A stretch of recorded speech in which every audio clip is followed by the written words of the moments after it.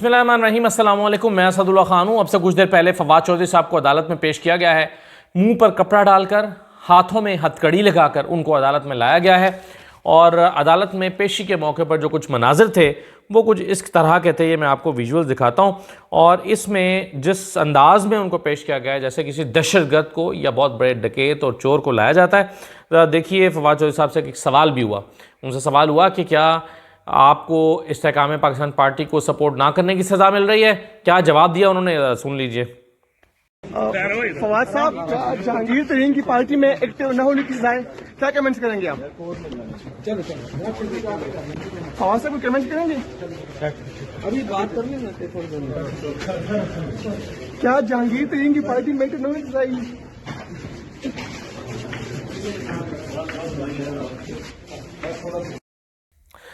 अब ये तो एक तो बहुत ही अफसोसनाक बात है कि जिस अंदाज में फवाद चौधरी साहब को लाया गया है, उनके मुंह पर कपड़ा डाला गया है, जैसे दहशतगर्दों को लाया जाता है, जैसे कोई बहुत बड़ा कोई फ्रॉड आदमी हाथ लग गया है।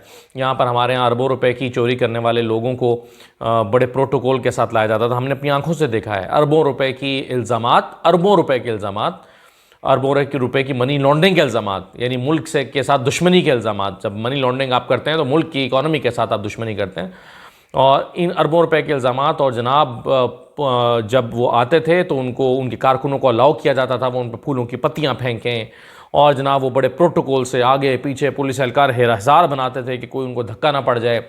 जब वो कोर्ट में बैठते थे तो उनकी कमर के पीछे रखने के लिए कुशन रखा जाता था और कमरा अदालत की समाअत के दौरान एक मुसलसल एक आदमी टिशू का डब्बा हाथ में पकड़े खड़ा रहता था कि कब वो टिशू मांग लें तो उनको ज़रूरत पड़ सकती है। इन हालात में इन लोगों को जेल से लाया जाता था और अदालत में पेश किया जाता था। और दूसरी तरफ ये फवाद चौधरी के मुंह पर कपड़ा डाला गया है और उनके हथकड़ियाँ उनको लगा के पेश किया गया और गुरेज़ किया उन्होंने उस सवाल का जवाब देने से जो उनसे पूछा गया। तो ये आज के ताज़ा मनाज़र अब से कुछ देर पहले जो हुआ है, ये ज़ाहिर है इसको सब लोग इलेक्शन के पर्सपेक्टिव में देख रहे हैं कि इलेक्शन होने जा रहा है। फवाद चौधरी साहब ज़ाहिर एक पॉलिटिकल लीडर हैं, उनका एक पॉलिटिकल स्टांस हो सकता है, उनसे तवक्कुआत हो सकती हैं, वो जहांगीर तरीन की पार्टी में नहीं गए या कुछ और भी हो सकता है। बहरहाल इस सब को आम लोग, आम आदमी एक सियासी तनाजुर में देखता है और एक तरफ कुछ सियासी जमातों को बहुत खुल खेलने का मौका दिया जा रहा है और दूसरी तरफ इस तरह से हो रहा है। अब फवाद चौधरी जो हैं उन्होंने तहरीक इंसाफ के लिए लाताल्लुकी का इजहार भी कर दिया, लेकिन उनका कसूर शायद इससे बढ़कर है। अब एक तरफ तो ये मामला है, दूसरी तरफ जो है वो तहरीक इंसाफ का मानसहरा में उन्होंने एक वर्कर्स कन्वेंशन करना था और वर्कर्स कन्वेंशन में की इजाज़त ली गई ज़िला इंतज़ामिया से, ज़िला अदालत से इजाज़त ली गई वर्कर्स कन्वेंशन करने के लिए, कुर्सियाँ लगा दी गई। लेकिन पुलिस ने आकर वो अदालती इजाज़त होने के बावजूद उस जलसे को समेट दिया। ये वीडियोज़ आप देख लें, इसमें आपको नज़र आएगा कि पुलिस एहलकार जो हैं वो कुर्सियां समेट रहे हैं और ये पुलिस एहलकार हैं, इंतज़ामिया के लोग हैं, ये पुलिस के लोग हैं, यूनिफॉर्म पहने हुए हैं और ये कुर्सियां समेट रहे हैं। स्टेज इन्होंने गिरा दिया और ताकि यहाँ पर वर्कर्स कन्वेंशन ना हो सके।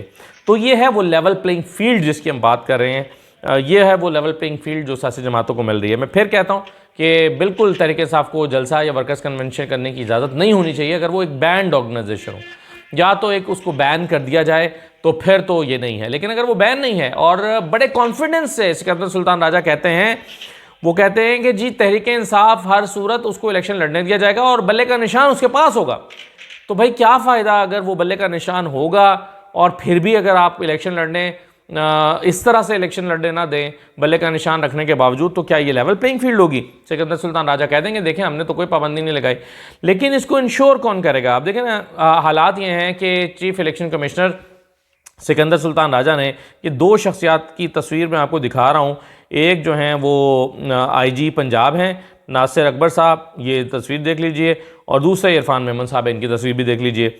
ये दोनों जो शख्सियात हैं इनके लिए ये दो लेटर्स लिखे गए थे। ये लेटर आप देखें, ये भी मैं आपको इमेज दिखा रहा हूँ, 10-12 दिन हो गए इस लेटर को। ये एडिशनल डायरेक्टर जनरल की तरफ से, इलेक्शन कमीशन ऑफ पाकिस्तान की तरफ से एस्टैब्लिशमेंट डिवीज़न को खतूत लिखे गए तो कहा गया था कि शफाफ इलेक्शन के लिए इनको ट्रांसफ़र किया जाए। इनको ट्रांसफ़र नहीं किया गया, यानी इनको तब्दील, उन्होंने कहा था इनको तब्दील कर दिया जाए। लेकिन वो तब्दील नहीं किया गया। तो इलेक्शन कमीशन खुद बेचारा इतना कमज़ोर है कि वो निगरान हुकूमत से अपनी 2 बातें भी नहीं मनवा सकता, इस्टेब्लिशमेंट डिवीजन से अपनी बातें भी नहीं मनवा सकता, और अपनी मर्ज़ी के परसों जो सहाफ़ियों से मुलाकात हुई थी इनकी चीफ इलेक्शन कमिश्नर की, उन्होंने कहा था आप देखिएगा मैं इसको हर सूरत लेवल प्लेइंग फील्ड को मेंटेन करूँगा और हर सूरत जो है वो शफाफ माहौल सबको मिलेगा। लेकिन उसके बावजूद अभी 2 तब्दीलियाँ तो वो करा नहीं सके, खतूत लिखने के बावजूद। तो इलेक्शन की चीफ इलेक्शन कमिश्नर की और इलेक्शन कमीशन की तो ये हैसियत है, एक वर्कर्स कन्वेंशन अदालती हुक्म होने के बावजूद मुनक्किद नहीं हो पा रहा एक सियासी जमात का, तो कहाँ से लेवल प्लेइंग फील्ड है और कहाँ से जो है वो सूरत हाल हमारे सामने आएगी। इंतखाबी सर्वेज़ हो रहे हैं मुख्तलिफ, और इंतखाबी सर्वेज़ में हमारे दोस्त GNN पे अकबर बाजवा हैं, उन्होंने एक सर्वे कंडक्ट किया है और उस सर्वे का नतीजा जो है वो निकला है, जो आप देख सकते हैं स्क्रीन पे।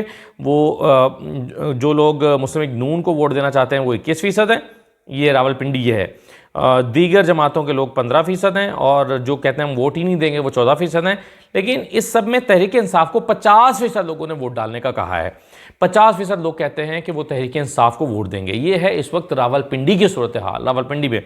अच्छा, चूंकि जब भी टीवी सर्वे होते हैं तो कुछ लोग समझते हैं कि जी एडिटिंग हुई है, मर्जी के लोगों को दिखाया गया है, तो उस पर उन्होंने एक ट्वीट भी किया है और वो ये कह रहे हैं कि जनाब जिन लोगों को शक है कि ये इसमें कोई रद्द-बदल हो सकता है तो हमारे ऑफिस आ जाएं, हम आपको अनकट जो सर्वे है या लोगों की राय वो दिखा देंगे।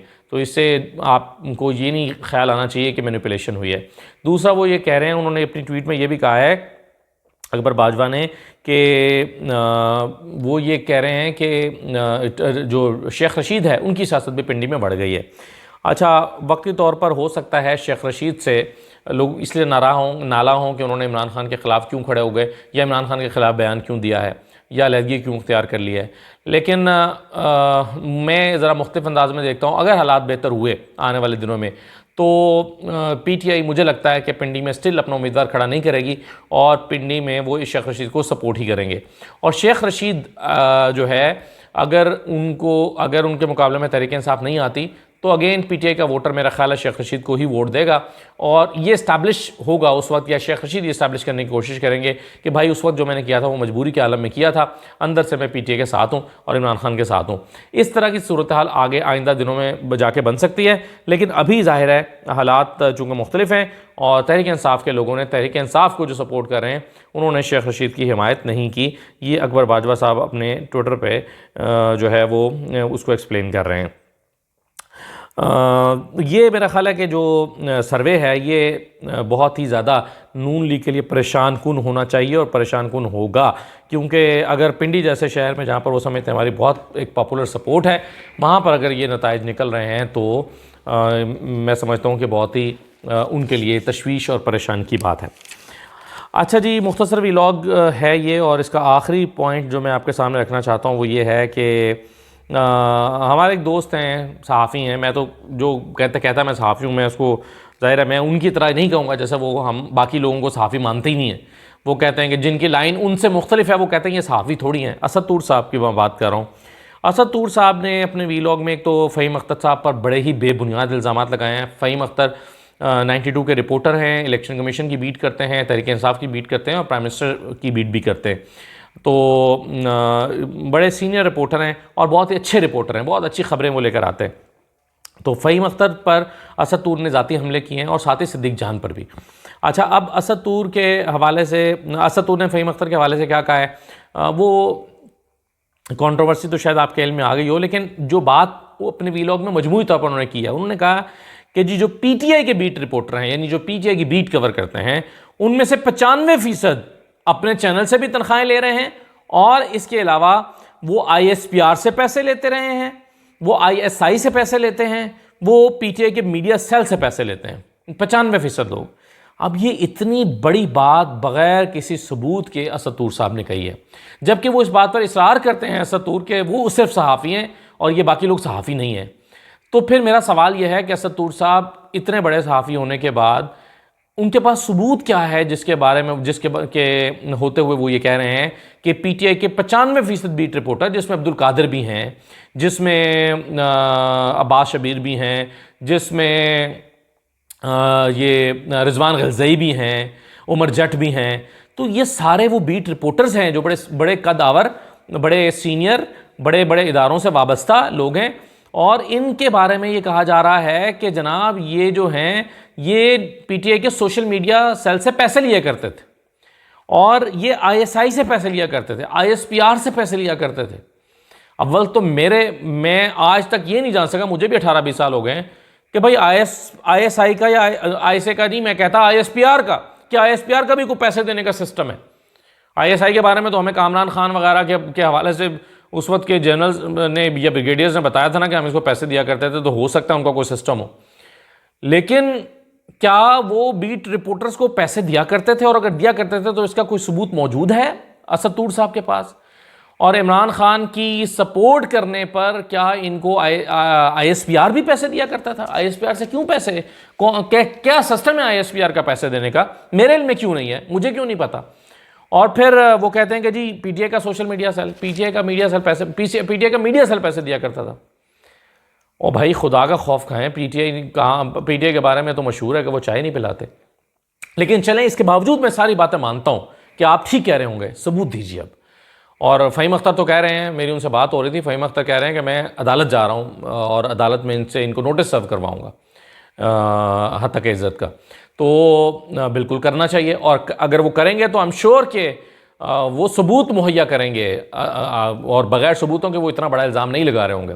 फिर सदीक जान के हवाले से उन्होंने कहा है, सदीक जान के हवाले से उन्होंने कहा है कि जी ये इनकी क्या हालत थी, और फिर आज जो है वो ये गाड़ियाँ ख़रीद रहे हैं, और ये गाड़ियाँ जो है वो ख़रीद रहे हैं, और उसके बाद जो है वो घर ले रहे हैं। पहली बात तो ये है कि सदीक जान का कोई ज़ाती घर नहीं है, बल्कि घर तो क्या, मेरे इल्म के मुताबिक उनका 5 मरले का कोई प्लॉट भी नहीं है। बल्कि हम उनसे इस बात पर खफा होते रहते हैं कि यार हर वक्त एक जैसा नहीं रहता।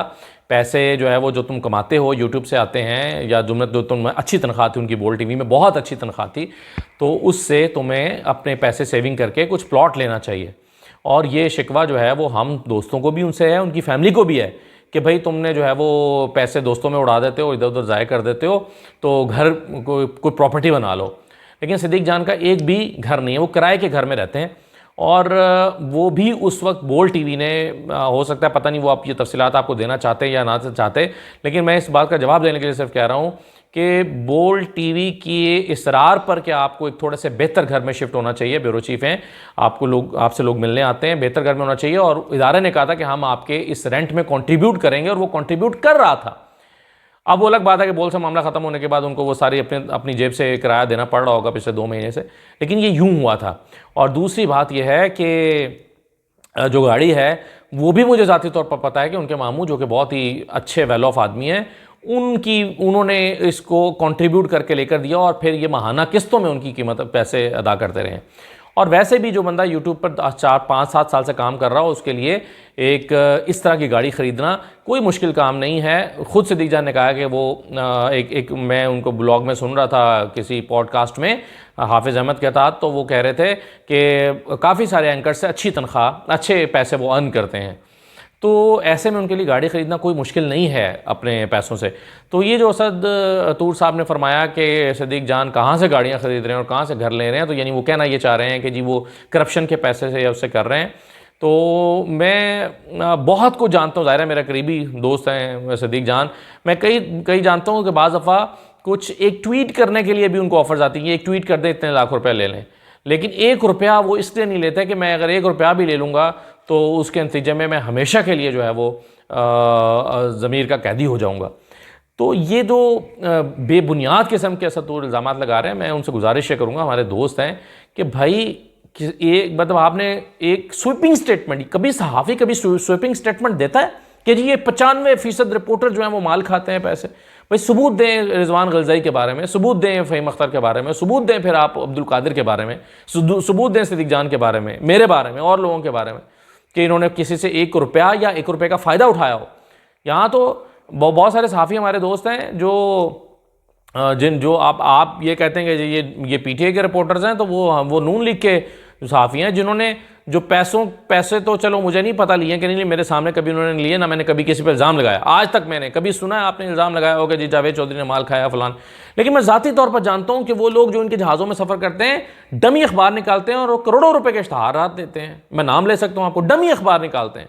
कोई किसी जाके किसी सहरा से निकालता है और किसी पहाड़ से निकालता है जाके, और डमी अखबारात निकाल के और अरबों रुपए के इश्तहारात ये लेते हैं नून लीग से। फिर अपनी इन्होंने कंपनियां बनाई हुई हैं, PR कंपनियां बनाई हुई हैं, वो कंपनियां चलाते हैं अपनी नून लीग की हुकूमत के सर पे। उनका जिक्र असद तूर साहब नहीं करेंगे। क्यों नहीं करेंगे भाई? कि ये कहाँ से आप डमी अखबारात बनाए ना, एक फहरिस्त में आपको चैलेंज करता हूँ, एक फहरिस्त दें बनाकर, आपको नाम लें उन सहाफ़ियों के जो नून लीग के हेलीकॉप्टर्स में, नून लीग के जहाज़ों में फिरते हैं और अभी भी दुबई गए हुए थे। चेक करें ना कि उनके कौन कौन से डमी अखबार निकलते हैं। डमी अखबार छपते ही नहीं है और डमी अखबारों के नाम पर इनके जो है वो इश्तहारात आते हैं अरबों करोड़ों रुपए के।